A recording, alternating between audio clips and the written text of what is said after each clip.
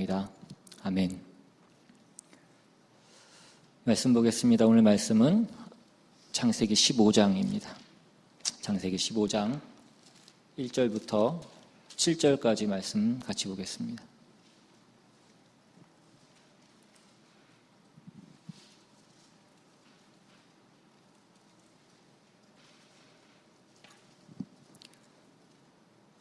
(15장) 1절부터 7절까지 우리 찾으셨으면 한 절씩 교독해서 읽겠습니다.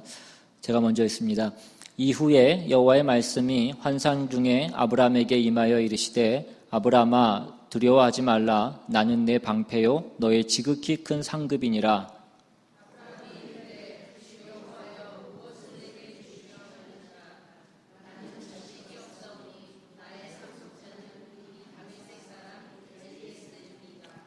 아브라함이 또 이르되 주께서 내게 씨를 주지 아니하셨으니 내 집에서 길린 자가 내 상속자가 될 것이니이다.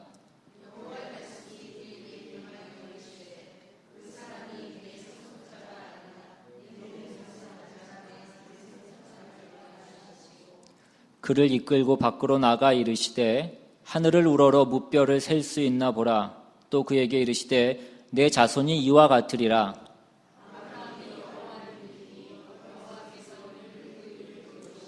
같이 있습니다. 또 그에게 이르시되 나는 이 땅을 내게 주어 소유를 삼게 하려고 너를 갈대아인의 우르에서 이끌어낸 여호와니라. 아멘. 오늘 본문은 아브라함의 믿음이 언급되는 그런 부분입니다. 오늘 우리가 6절에서 보고 있는 바와 같이 아브라함이 여호와를 믿으니 여호와께서 이를 그의 의로 여기시고 라고 그렇게 기록되어 있습니다. 이 말씀은 우리가 기독교 신앙에서도 가장 중심되는 그런 내용이고 또 우리 신앙의 고백으로 인정되는 그런 말씀입니다. 우리가 소위 말하는 이신칭의라는 믿음으로써 의롭다함을 받는다라는 그 기독교 신앙의 본질과도 같은 그러한 말씀의 내용이 나오는 부분입니다. 그런데 이 이신칭의 믿음으로 의롭다함을 받는다라는 이 부분 또한 우리가 많이 오해할 수 있는 부분이기도 하고 또 실제로 오해하고 있는 그런 부분이기도 합니다. 그러니까 이 믿음으로써 의롭다함을 받는다라고 할 때 이 믿음이란 것도 어떤 우리의 하나의 조건이 되고 우리의 이유가 되어서 우리가 그 의를 그 결과로 얻는 것이라고 그렇게 생각할 수 있는 어떤 그런 오해의 소지가 있다라는 것입니다. 믿음으로 구원을 얻는다라는 것이 틀렸다라는 것을 얘기 드리는 것이 아니라 이것이 원래 성경이 의도하는 것과는 달리 믿음이 하나의 조건이 되고 이유가 되어서 결과를 얻는 그 원인과 결과의 법칙으로 우리가 여전히 이것을 이해하고 있을 때가 많이 있더라는 것입니다. 그래서 오늘 우리는 이 아브라함이 의롭다함을 받는다라는 이 대목이 무엇인지 우리가 이것이 아브라함의 믿음이 좋아서 의롭다함을 받는 것으로 자꾸 이해를 해서 자꾸 아브라함의 신앙을 본받자라는 것으로 가고 있지는 않은지 다시 한번 살펴볼 필요가 있다는 것입니다.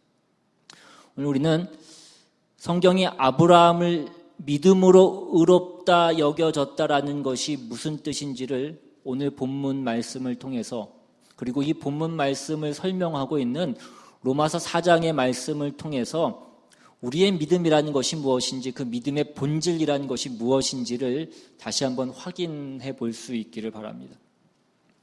먼저 아브라함이 하나님을 믿었다라는 이 대목은 오늘 본문 전체의 문맥 가운데 보면 이것이 어떤 아브라함의 믿음의 신실함이나 어떤 아브라함의 믿음의 위대함을 얘기하고 있는 그런 내용으로 나와 있지 않다라는 것을 우리는 먼저 알아야 됩니다.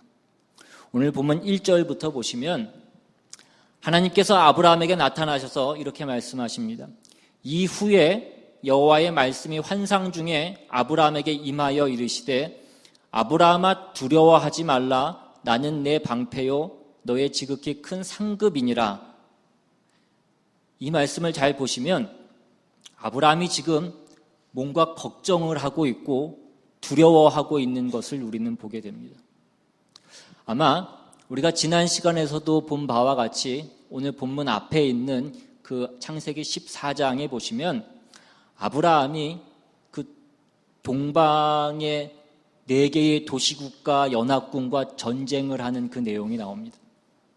당시 가나안의 한 자그만 부족의 족장에 불과했던 아브라함이 당시 그 팔레스타인 지방의 패권을 잡고 있었던 그 강력한 4개의 도시국가 연합군과 전쟁을 했기 때문에 물론 하나님이 도와주시고 역사하셔서 그 전쟁에서 그 전투에서 승리했지만 여전히 그 세력들은 남아 있었고 언제 이들이 다시 연합군을 만들어서 자신을 공격할지도 몰랐기 때문에 그 두려움과 그 공포 가운데 아브라함이 걱정을 하고 있었던 것으로 그렇게 보입니다. 그래서 하나님께서는 그 두려워 떠는 아브라함에게 내가 너의 방패고 지극히 큰 상급이라고 그렇게 말씀하십니다. 그 누구도 그 어떤 일도 두려워하지 말라라는 그 약속과 그 보증을 주시는 것입니다. 이 전쟁터와 같은 세상에서 하나님께서 우리를 방패처럼 보호해 주시겠다라는 그런 말씀입니다. 그런데 그 다음 절에 보시면 아브라함이 두려워했던 더 중요한 이유가 또한 나오는 것을 보게 됩니다. 2절에 보시면 아브라함이 이르되 주 여호와여 무엇을 내게 주시려 하나이까 나는 자식이 없사오니 나의 상속자는 이 다메섹 사람 엘리에셀이니이다. 아브라함을 더 근본적으로 두려워하게 만들었던 것은 자식이 없었다라는 것이었습니다. 시간이 지나도 하나님께서 약속해 주셨던 어떤 그 약속의 실현, 그 자손이 주어질 것이 보여지지 않았고 그 실현이 나타날 것으로 보여지지 않았고 점점 자기는 나이가 들고 늙어가는 그 자신의 현실을 볼 때에 그가 절망과 두려움 가운데 빠지고 있었다라는 것입니다. 그래서 3절에 보시면 아브라함의 그 절망이 이제는 하나님에 대한 원망으로 바뀌고 있는 것을 보게 됩니다. 3절에 아브라함이 또 이르되 주께서 내게 씨를 주지 아니하셨으니 내 집에서 길린 자가 내 상속자가 될 것이니이다. 하나님이 나에게 아무것도 해주지 않으셨으니 이제는 내 생각대로 내 종이 내 상속자가 될 것입니다. 내 종으로 내 상속자를 만들겠습니다라는 어떤 하나님을 향한 그 불평과 원망의 목소리를 내고 있는 것을 우리는 보게 되는 것입니다. 여러분 지금 아브라함이 하나님께 말씀하는 이 구절은 창세기 가운데 아브라함이 하나님을 향하여서 처음 말씀하는 그 말씀의 내용이 나오는 부분입니다. 그러니까 하나님을 향해서 아브라함이 처음 말씀하고 있는 이 대목이 그의 발언이 하나님을 향한 원망으로 가득 차 있었다라는 것입니다. 우리가 이것만을 보더라도 우리 인간의 실존이 무엇인지, 우리 인간의 존재가 무엇인지를 우리에게 드러내주고 나타내주고 있는 그런 장면이기도 합니다. 그러자 그 이어서 4절에 보시면 여호와의 말씀이 그에게 임하여 이르시되 그 사람이 내 상속자가 아니라 내 몸에서 날 자가 내 상속자가 되리라 하시고 그를 이끌고 밖으로 나가 이르시되 하늘을 우러러 뭇 별을 셀 수 있나 보라. 또 그에게 이르시되 내 자손이 이와 같으리라. 하나님의 약속에도 불구하고 두려워하고 절망하는 아브라함에게 하나님이 하늘을 보라라고 그렇게 말씀합니다. 저 밤하늘에 수없이 많은 그 별들처럼 내 자손이, 내 후손이 많아질 것이다 라고 그렇게 말씀하고 있습니다. 오늘 우리가 보고 있는 이 우리말 성경에는 생략되어 있지만 히브리 원어에 보시면 나라고 하는 우리말로 번역하면 제발, 부디라고 번역되어지는 히브리 단어가 들어가 있습니다. 그러니까 하나님께서 그 절망과 두려움 가운데 있는 그 아브라함의 팔을 이끌고 나오셔서 제발 저 하늘을 보라 이것입니다. 저 하늘에 셀 수 없는 별들을 보고 저 별들 같이 너에게 그 자손을 허락해 주실 것이다 라는 그 약속의 말씀을 다시 한번 확증해 주시고 있는 것입니다. 절망과 두려움 가운데 빠져있는 그 아브라함에게 찾아가셔서 애정어린 사랑으로 그를 다시 일으켜 세워주시고 있는 하나님이신 것입니다. 그러자 이제 6절에 와서야 아브라함이 여호와를 믿으니 여호와께서 이를 그의 의로 여기시고 라고가 나오고 있는 것입니다. 그러니까 아브라함이 여호와를 믿으니라는 그 대목은 우리가 기대하고 우리가 보통 오해하듯이 아브라함이 하나님을 신뢰했다라는 데 초점이 있지 않다라는 것입니다. 오늘 우리가 본 이 본문을 보시면 전체의 문맥은 아브라함이 걱정하는 그런 장면입니다. 아브라함이 자신이 가지고 있었던 이러한 여러한 악조건 속에서도 어떻게 하나님을 잘 믿었는가를 설명하고 있는 것이 아니라 아브라함이 그에게 허락된 약속이 어떻게 이루어질 것인가에 대하여서 사실은 그의 마음속에 의심하고 있었고 확신이 없었다라는 것을 오늘 문맥 가운데 보여주고 있는 그런 상황인 것입니다. 우리의 기대대로 이것이 아브라함의 믿음을 강조하는 어떤 그런 내용이었다라고 한다면 아브라함이 여호와를 믿으니 여호와께서 이를 그의 의로 여기시고 다음에 어떤 내용들이 나와야 되겠습니까? 아브라함의 믿음이 얼마나 대단했고 그래서 그가 어떻게 그의 믿음을 드러냈고 이러한 내용들이 나와야지 우리가 처음 생각했던 그 의도대로 나가는 어떤 문맥상의 진행일 것입니다. 그런데 이어지는 구절을 보시면 뭐라고 되어 있냐면 7절에 또 그에게 이르시되 나는 이 땅을 내게 주어 소유를 삼게 하려고 너를 갈대아인의 우르에서 이끌어낸 여호와니라. 내가 너를 그 갈대아 우르에서 이끌어낸 여기까지 인도하고 앞으로도 네가 어떠한 상황과 어떠한 처지에 있을지라도 너와 함께하고 너를 보호하고 너를 인도할 바로 그 하나님이다라고 그 말씀을 하고 있는 것입니다. 아브라함의 어떤 믿음의 내용과 아브라함의 믿음의 대상인 그 하나님에 대해서 말씀하고 있지 아브라함의 믿음이 얼마나 대단했던가를 설명하고 있지 않다라는 것입니다. 더더욱 그 다음에 이어지는 8절에 보시면 이 믿음으로 의롭다함을 아브라함이 뭐라고 얘기하냐면 그가 이르되 주 여호와여 내가 이 땅을 소유로 받을 것을 무엇으로 알리이까? 여전히 그는 믿음의 조상이라고 불려지기에는 뭔가 부족한 믿음 없는 어떤 그런 얘기를 그런 소리를 하고 있는 그 아브라함의 모습을 보게 됩니다. 여러분 우리가 여기까지만 봐도 우리가 성경을 볼 때에 얼마나 성경이 의도하는 것과는 달리 우리의 편입견과 우리의 편견을 가지고 우리가 말씀을 보고 있는지 모릅니다. 그래서 이 이후의 내용을 보시면 하나님의 아브라함에게 재물을 준비하라고 하시고 그 재물을 둘로 쪼개어 놓게 하신 다음에 이어지는 17절에 보시면 해가 져서 어두울 때에 연기 나는 화로가 보이며 타는 횃불이 쪼갠 고기 사이로 지나가더라 라고 그렇게 되어 있습니다. 이것은 뭐냐면 당시 고대 근동 사이에서 이루어졌던 그 언약의 한 방식입니다. 죽음의 서약이라고 해서 언약을 맺는 두 당사자가 함께 모여서 짐승을 둘로 갈라놓고 그 사이를 둘이 함께 지나가는 것입니다. 그러므로 만약에 둘 중에 하나 어떤 사람이라도 우리가 언약한 그 맹세를 어기면 이 짐승과 같이 될 것이다. 그렇게 쪼개어지고 죽을 것이다 라는 그 서약을 하는 것입니다. 그러니까 우리가 맺은 그 언약을 내가 죽음을 각오하고 내가 신실하게 진실하게 지키겠다라는 그 서약을 하는 것입니다. 그런데 오늘 이 장면에 보시면 아브라함과 하나님이 같이 그 사이를 지나가는 것이 아니라 아브라함은 잠들어 있고 하나님의 현존을 상징하는 그 횃불만이 그 쪼개어진 짐승 사이를 지나가는 것을 보게 됩니다.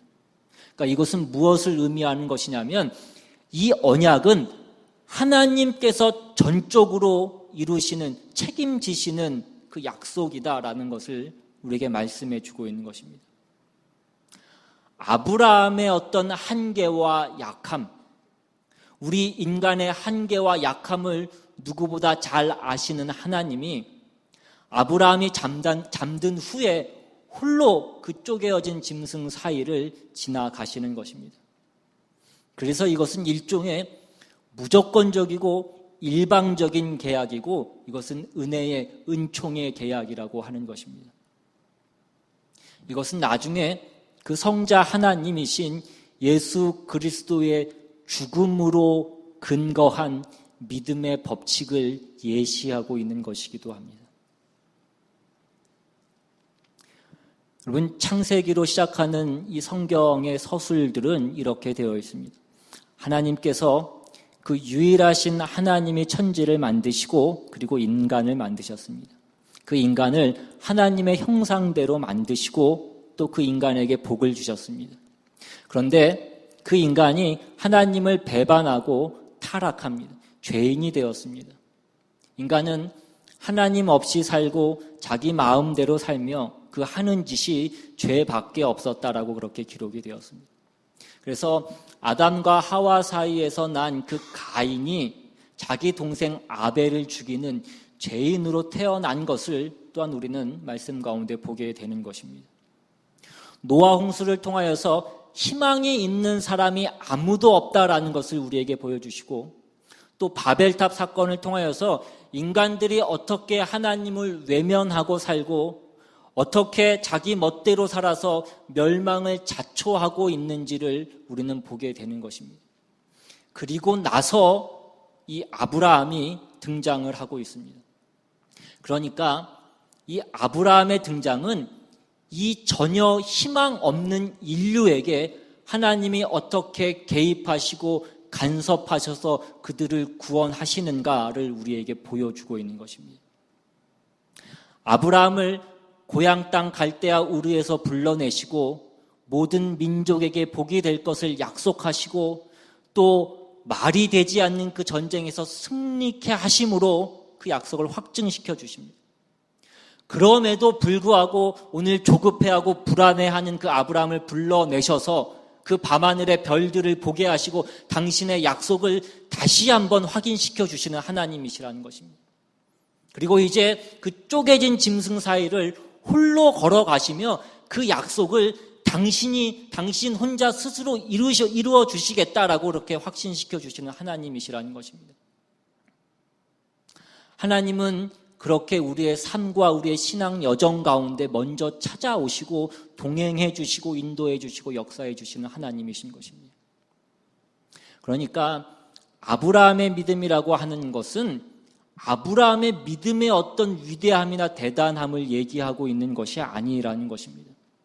아브라함의 생애는 아브라함이 어떻게 다른가, 그가 어떻게 남달라서 그 구원과 복을 얻을 수 있었는가를 얘기하고 있는 것이 아니라 그의 다름이라고 하는 것은 하나님이 개입하셔서 어떻게 죽을 수밖에 없는 그 운명의 인류가 그 복과 구원을 얻게 되었는가를 설명해 주고 있는 부분이라는 것입니다.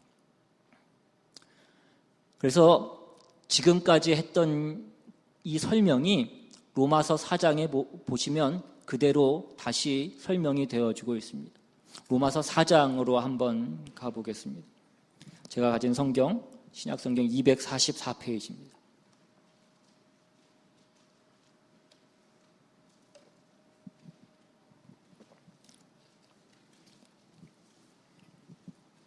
로마서 4장 1절부터 한번 보시면 그런즉 육신으로 우리 조상인 아브라함이 무엇을 얻었다 하리요?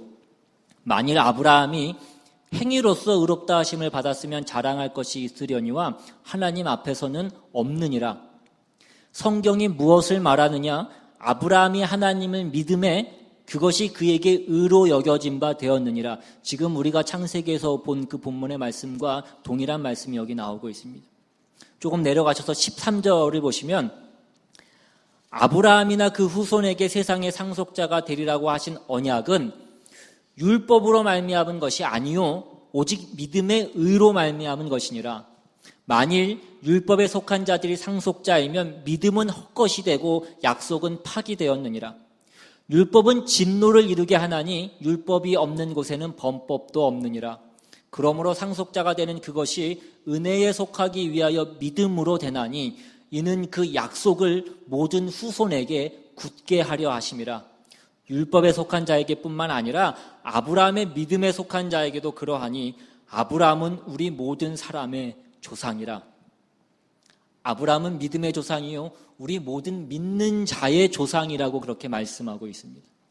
그런데 13절에 있는 말씀을 다시 보시면 아브라함이나 씨의 후손, 그러니까 하나님께서 아브라함을 구원하신 것처럼 구원하실 그 하늘의 별 같고 바다의 모래같이 많을 그 후손들을 율법으로 말미암지 않고 믿음의 의로 말미암았다라고 그렇게 말씀하고 있습니다.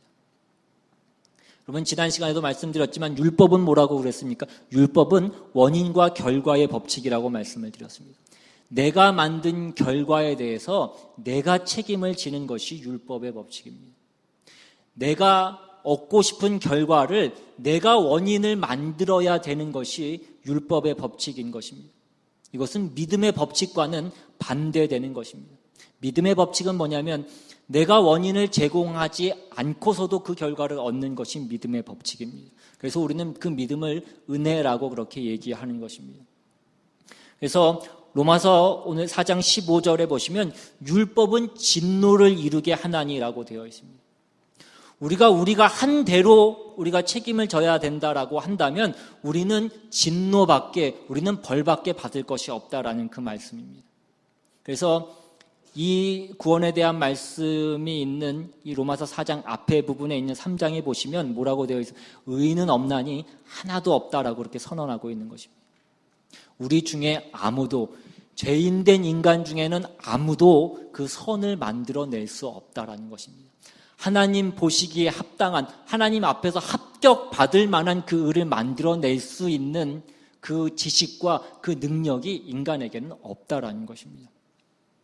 그래서 하나님께서 어떻게 하기로 하셨냐면 그 4장 16절에 그러므로 상속자가 되는 그것이 은혜에 속하기 위하여 믿음으로 되나니 이는 그 약속을 모든 후손에게 굳게 하려 하심이라. 하나님께서 이 약속을 굳게 하시려고 이 약속이 실패하지 않고 이루어질 수 있도록 하나님께서 그것을 믿음으로 하셨다라고 그렇게 말씀합니다. 우리에게 원인을 요구하지 않고 우리에게 자격을 요구하지 않고 하나님이 이유가 되시고 원인이 되셔서 그 약속을 이루시겠다라고 말씀하고 있는 것입니다. 이제까지 이렇게까지 말씀을 드렸는데도 이해를 못하신다라고 하면 그것은 이제는 제 책임이 아닙니다.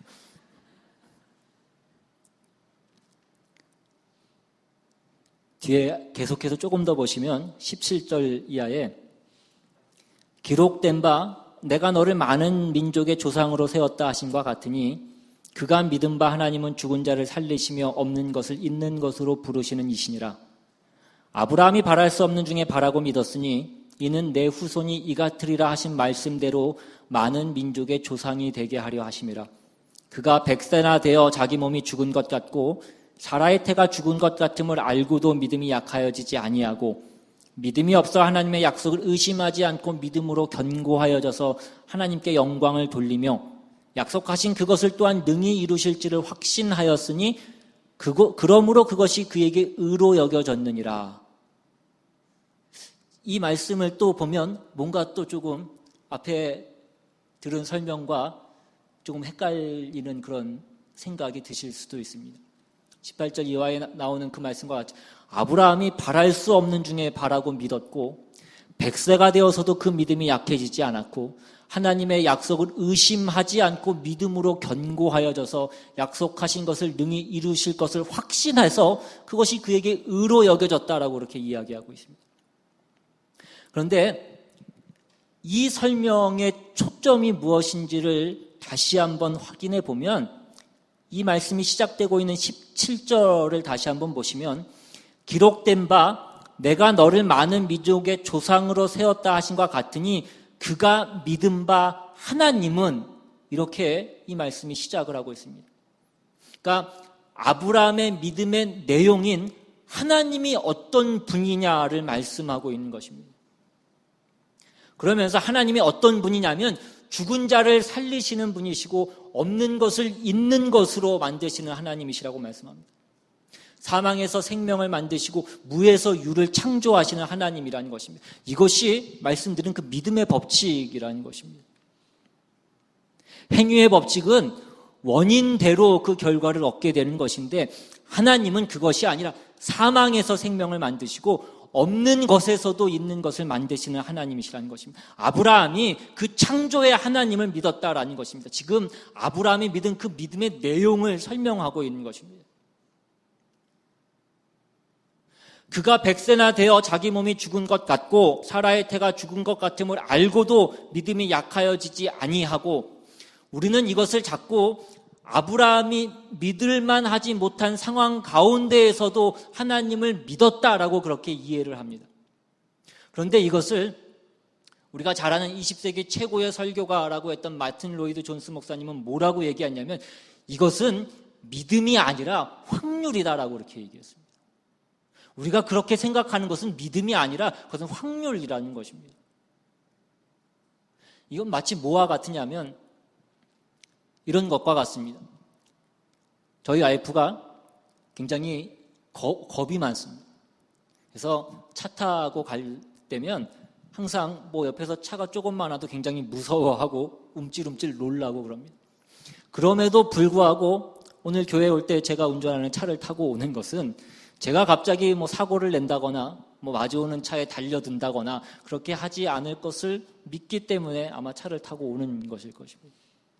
여러분도 오늘 이 교회 성전에 들어오실 때에는 교회가 갑자기 무너지지 않을 것을 교회 담벼락이 갑자기 무너지지 않을 것이라고 믿기 때문에 아마 여러분들이 다 들어오셔서 지금 이 자리에 앉아 계신 것일 것입니다. 그런데 우리는 이것을 믿음이라고 하지 않고 확률이라고 하는 것이라는 것입니다.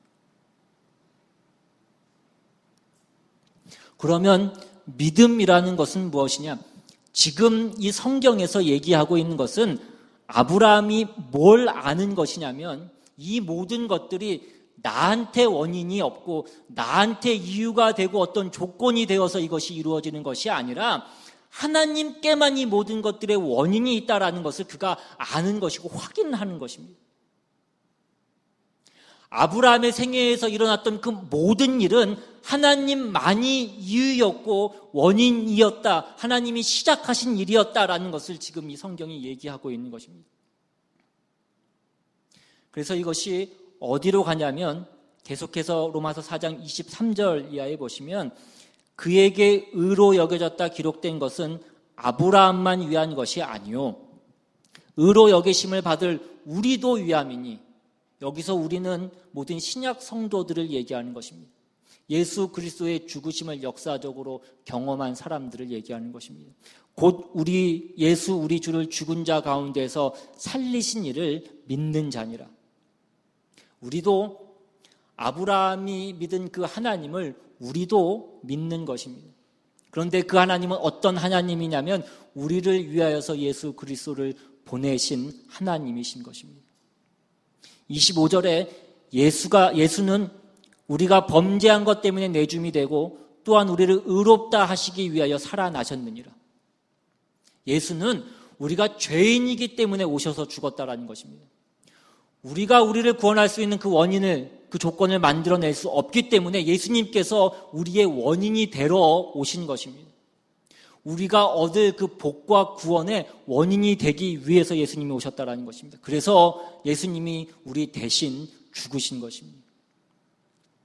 그러니까 우리가 하나님을 믿는다라는 것은 하나님에 대한 우리의 신뢰가 이유가 되는 것이 아니라 우리를 위하여 그 아들을 십자가에 매단 그 하나님, 그가 이유시고 원인이시고 시작이시다라는 것을 우리가 아는 것입니다. 여러분, 이 문제가 뭐가 그렇게 중요하다고 그렇게 계속해서 복잡하게 이해하기 힘든 말들을 해가면서 이렇게 계속 하고 있느냐 하는 것입니다. 우리가 자꾸 이 믿음의 본질이 무엇인가를 제대로 이해하지 못하면 아까 처음에도 말씀드린 것과 같이 이 믿음이라는 것 또한 어떤 우리의 조건이 되고 어떤 우리가 원인이 된 것으로 이해를 해서 이것이 하나 우리의 능력처럼 그렇게 생각을 하게 된다라는 것입니다. 그것이 또한 그래서 우리가 우리의 신앙을 점검할 때도 그것이 유일한 기준이 돼서 우리는 그것으로 자신감을 얻게 되기도 하고 또한 그것 때문에 우리는 실망하고 절망할 때도 있게 되더라는 것입니다. 성경에 아브라함을 세워서 지금 확인시키려고 하는 것은 하나님께서 인류에 대해서 은혜와 자비를 가지고 그의 능력을 가지고 개입하시고 구원하고 계시다라는 것입니다. 우리는 그의 은혜와 복주심의 대상이 되어 있다라는 것을 아는 자들이지 그런 복을 받을 자격을 획득한 자들이 아니라는 것입니다. 그러니까 우리는 우리가 얻은 구원에 대해서 자랑할 수 없습니다. 우리는 다 은혜를 받은 자들인 것입니다. 은혜를 받았다라는 것은 무엇이냐면 내가 저 사람과 다르지 않다라는 것을 아는 것입니다. 하나님이 나에게 은혜를 베푸셔서 내가 뭔가를 아는 것이고 내가 뭔가를 소유하게 된 것이고 내가 뭔가를 믿게 된 것입니다. 그러니까 은혜를 입은 자가 큰 소리를 치는 것은 그것은 말이 되지 않는 것이라는 말씀입니다. 그것은 나에게 원인이 있다라고 생각하는 것과 마찬가지라는 것입니다. 제가 요즘 읽고 있는 책 중에 레리 오스본이 쓴 당신의 열심이 위험한 이유라는 그 책이 있습니다. 그 책에 보면 저자가 오늘날의 바리새인들에 대해서 얘기하고 있는데 저자는 오늘날의 바리새인들을 우연한 바리새인이라고 그렇게 명칭하여서 얘기합니다. 왜 우연한 바리새인이냐면 오늘날 아무도 바리새인이 되기를 원해서 스스로 원해서 바리새인이 되는 사람은 없다라는 것입니다. 마찬가지로 거울 속 자신의 모습에서 바리새인을 발견하는 사람을 저자는 한 명도 본 적이 없다라고 그렇게 얘기합니다. 우리는 바리새인이라는 그 단어를 언제나 다른 사람을 향해서 지칭할 때만 그 단어를 사용하게 됩니다. 그런데 이 우연한 바리새인들은 당신과 나와 같은 사람들, 즉 하나님을 사랑하고 말씀을 사랑하며 그것에 따라 살기로 최선을 다하는 사람들로 구성이 된다는 것입니다. 그래서 이들은 아주 우연한 기회에 바리새인이 된다라고 그렇게 얘기합니다. 이 우연한 기회는 뭐냐면 때때로 그것은 어떤 우리의 선교 여행이 될 수도 있고 어쩌면 우리가 들은 어떤 강의가 될 수도 있고 어떤 우리가 읽은 어떤 획기적인 신간 도서일 수도 있다라고 그렇게 얘기합니다. 이제까지 우리가 했던 모든 것들이 한갓 교회의 놀이 정도로만 여겨지는 어떤 소그룹의 경험일 수도 있다라고 그렇게 얘기합니다. 아니면 이전에 내가 몰랐던 것들에 대해서 새롭게 눈을 뜨게 해줬던 어떤 성경 공부일 수도 있다라고 그렇게 얘기합니다. 그렇게 어떤 커다란 변화를 읽어내고 그래서 죄와 타협의 영역들을 어떤 밀어내게 되는 그런 일들이 우리 가운데 생겨지게 됩니다. 그런데 그렇게 우리가 앞으로 나가는 동안 분명히 뒤처지는 사람들을 우리가 목격하게 된다는 것입니다. 그리고 그 순간에 우리는 이 개인적인 거룩의 추구가 위험한 모습으로 탈바꿈하기 시작한다는 것입니다. 우리의 열정적인 거룩을 추구하는 일에 동참하지 않는 사람들에 대해서 실망감이 점점 깊어지게 되더라는 것입니다. 그리고 그 실망감이 결국 혐오와 경멸로 대체되면 우리는 그 이전의 바리새인이 되어지는 것이라고 그렇게 얘기합니다. 결국 우리는 옳은 것이 어떤 온유나 자애나 사랑보다 더욱더 중요해지게 되더라는 것입니다. 우리가 천국을 전파하고 복음을 전파하는 것보다 사람을 걸러내는 것이 더 중요해지게 되더라는 것입니다. 그리고 이제 우리는 전혀 의도하지 않았던 바리새인으로서 그 자격 요건을 다 갖추게 되는 것입니다. 물론 우리는 의도하지 않았지만 그렇지만 우리는 바리새인이라는 것입니다. 바리새인들은 신약시대의 그 바리새인들도 자기들이 잘하는 줄 알았고 잘하였도다 착하고 충성된 종들이라는 그 말씀을 듣기를 원했지만 예수님께서는 그들에게 뭐라고 말씀하셨냐면 내가 너희를 도무지 알지 못하노니 불법을 행하는 자들아 내게서 떠나가라 라고 그렇게 말씀하셨습니다. 우리는 자기가 한 것만큼 차별을 받기를 원하는 그런 존재들입니다. 근데 이것은 기독교를 잘 모르는 탓이고 은혜라는 것이 무엇인지 그 은혜의 의미를 우리는 제대로 알지 못하는 탓이기 때문에 그렇습니다. 오늘 하나님은 그 희미한 약속을 붙잡고 있는 아브라함에게 나타나셔서 나는 여호와니라 라고 그렇게 말씀합니다.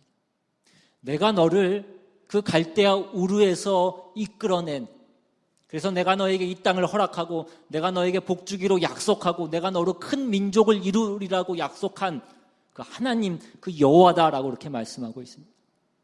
출애굽기에 보시면 이스라엘을 애굽으로부터 이끌어내야 되는 그 모세에게 하나님께서 뭐라고 말씀하시냐면 나는 스스로 있는 자니라라고 이렇게 말씀합니다.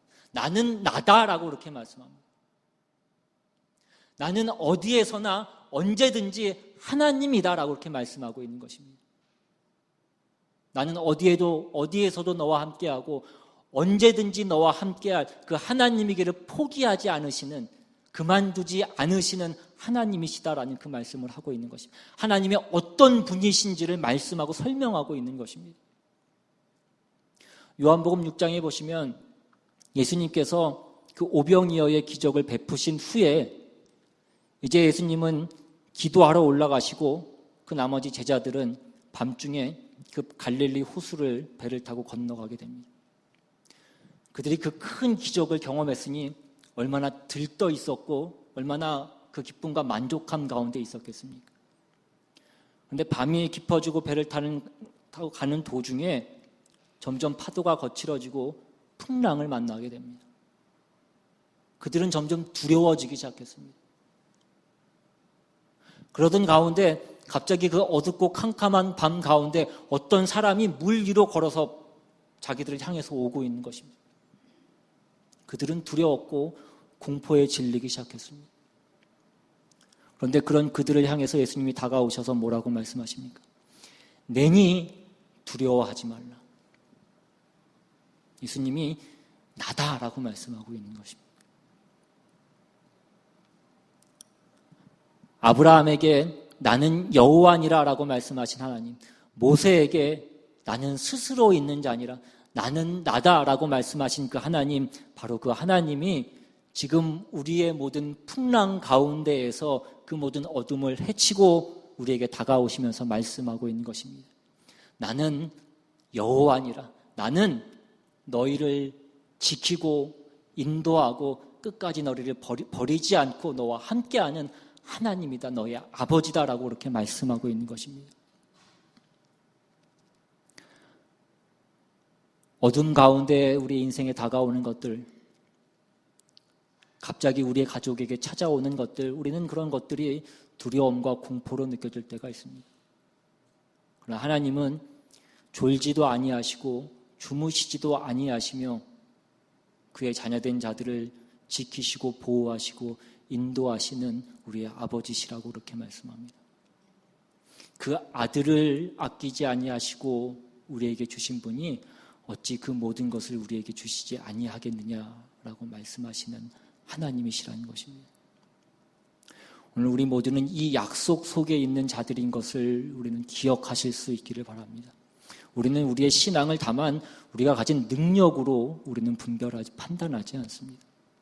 신앙의 참된 본질이라고 하는 것은 우리가 무엇을 상상하든지 간에 우리가 상상하는 것 이상의 것인 것입니다.